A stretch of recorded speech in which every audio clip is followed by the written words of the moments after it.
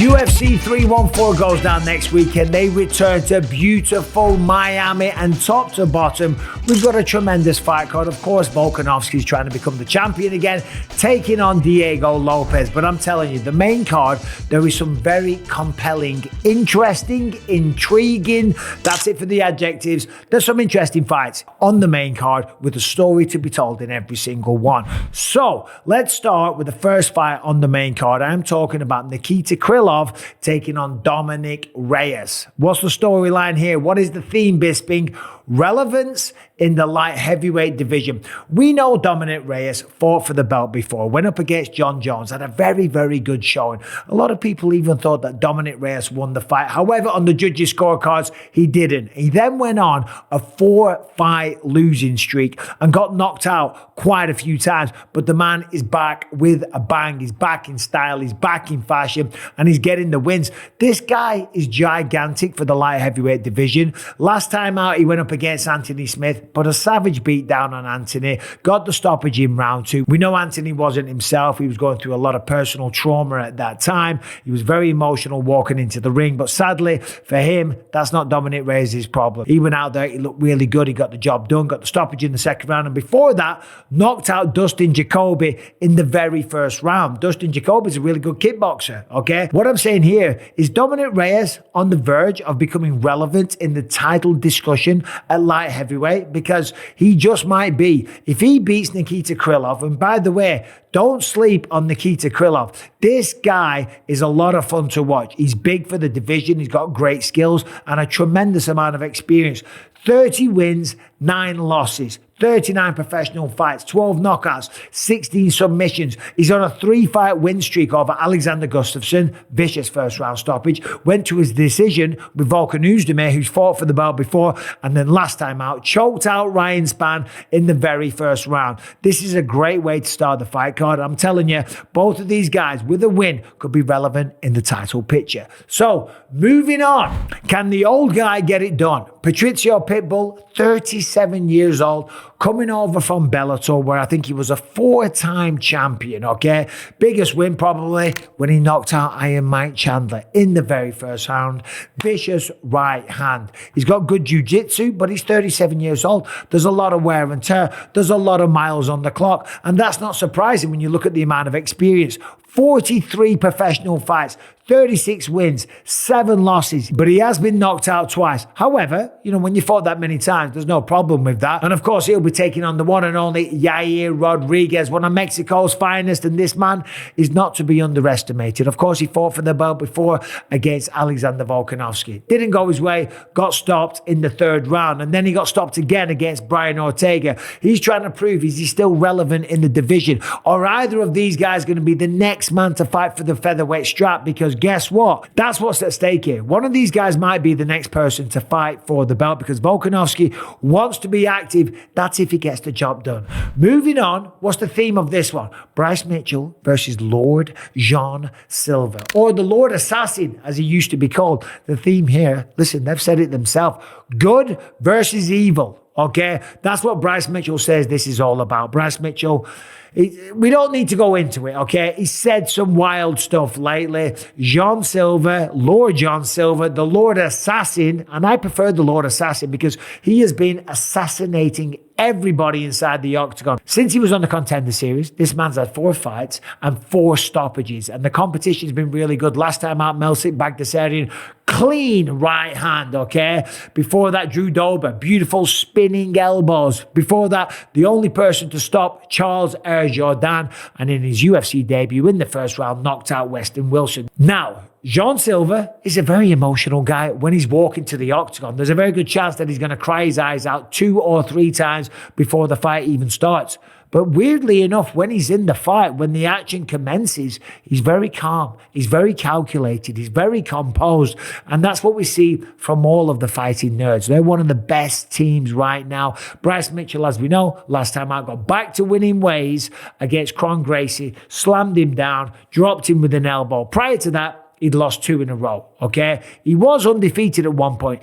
15-0, primarily gets the job done with the wrestling. Then, of course, bumps into Ilia Topuria, gets finished in the second round, rebounds against Dan Ige via decision, and then gets sent to the Shadow Realm, one of the nastiest knockouts. Beautiful overhand right against Josh Emmett. Took a year off, came back, beat Kron Gracie, and now he's back. But he's back in a very emotional state, okay? He is mad. He is pissed off. Jean Silva was getting the crowd to all chant, Bryce Mitchell coming out with the globe and all the rest of it. And Bryce Mitchell is fuming. He's looking at this as good versus evil. He's got to control those emotions inside the octagon. However, stylistically, this one's very simple. Jean Silva's going to look to keep it on the feet, and Bryce Mitchell's going to look to wrestle him all day. Okay, moving on. We've talked about this one before. Chandler versus Paddy. Put up or shut up. Mainly for Michael Chandler. Michael Chandler spoke about being a champ. Of course, he's thrilled audience. He's provided excitement. He's fought nothing but the best of the best in the division. Gone up against the likes of Dustin Poirier, Charles Oliveira, Justin Gaethje, right? And he's had really fun fights.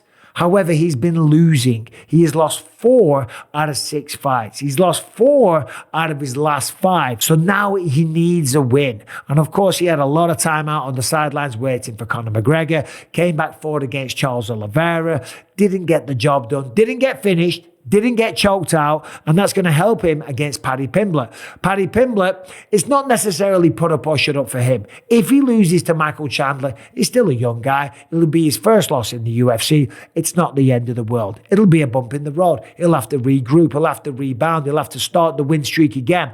But if he gets the job done against Michael Chandler, and he just might do that, if he can do that, I'm telling you, Paddy Pimblett is probably 1 fight away from fighting for a belt, whether you like it or not, whether you talk, whether you say, but he had cherry-picked matchups. He was slow-rolled, much like a lot of other fighters. Sugar Sean O'Malley, along the way, didn't always fight the best competition. But the competition has progressively got harder for Paddy Pimblett. That's a fact. He had a few easier matchups. Luigi Vendramini, Jordan Levitt, people like that. Then he takes on Tony Ferguson, who's fighting still in the GFL, but still very dangerous. A still crafty veteran, okay? So he got some good experience there. And then went up against Bobby King Green and demolished him, destroyed him in the first round with a slick submission. Now granted, King Green, he's lost 3 out of his last 4 and they were all in the first round. But you can't deny what Paddy did in that fight. That submission was absolutely gorgeous. So this is an interesting one. Paddy Pimblett, what's he going to do? He's going to keep him at range. He's going to use the kicks. If it goes to the ground, he's got better submissions. On the feet, Michael Chandler's probably got more firepower. I think he hits harder. I think physically he's going to be stronger. He's got the better wrestling. He's got the experience against a higher level competition, but he hasn't been getting the wins. So mentally, he's going to be under a lot of pressure. As I said, it's kind of put up or shut up in terms of title talks for Michael Chandler. And if Paddy Pimblett loses, well, all right, as I say, bump in the road. Dust yourself off, get back in the octagon, and you keep on going. I had plenty of losses myself before I became a champion, so 1 loss in the UFC won't be the end of the world. It'll be disappointing for Paddy, but as I say, the show will go on. And then, of course, brings us to the main event. Alexander Volkanovski trying to become a 2-time featherweight champion of the world against Diego Lopes. Now, of course, we were expecting it to be Ilia Topuria. We know all by now. He moves up to the lightweight division. Maybe going to get a fight with Islam. Maybe he's going to go up against Dustin Poirier. Henry Cejudo had a pretty good theory there because he changed his name to the Legend. Dustin Poirier said he only wants to fight legends. So, that's kind of a funny one, and he might be onto something there. However, Ilia also said he was guaranteed a title fight at lightweight, and that's why he vacated. Regardless, it's not Ilia Topuria anymore. It's Diego Lopes. I think that's a blessing in disguise for Alexander Volkanovski. Of course, when you look at the storied career, the thing that stands out is 36 years old. And it's also, he's lost 3 out of his last 4. 2 of those were to Islam. 1 of them was to Ilia. I don't think he's slowed down at all. I don't think that he's damaged goods. I don't think that he hasn't got it anymore, but he is getting a little bit older. On the flip side, we got Diego Lopes on a 5-fight win streak. This man is absolutely flying. 3 finishes to start off his UFC run. Then he goes up against Dan Ige on about 3 hours notice, and then he beats the brakes of Brian Ortega. Okay, almost finished him in the first round, but wanted to prove a point that he could beat him by a submission. Ended up going to a decision, but a very dominant display of mixed martial arts violence. So, he's the younger guy. I think he's 30 years old. Volkanovski's 36. The story here is, listen, is Father Time going to catch up with Volkanovski once and for all? We know he did the old man skit against Ilia Topuria. That one kind of bit him in the ass. We all love Volk. He's one of the best guys in all the sport. He's got a great sense of humor. He's an awesome person. He's an incredible fighter. He's one of the best featherweights that the sport's ever seen, if not the best. Certainly on paper. Certainly when you look at the resume, he probably is. But he is also 36 and he has lost 3 out of his last 4. Can he turn back the clock? Can he show, listen, Ilia Topuria, he caught me, but he's catching everyone. He just knocked out Max Holloway. He was doing very well on the feet. It's not like he was getting embarrassed or anything like that. He was doing very well. He just got caught by a beautiful combination.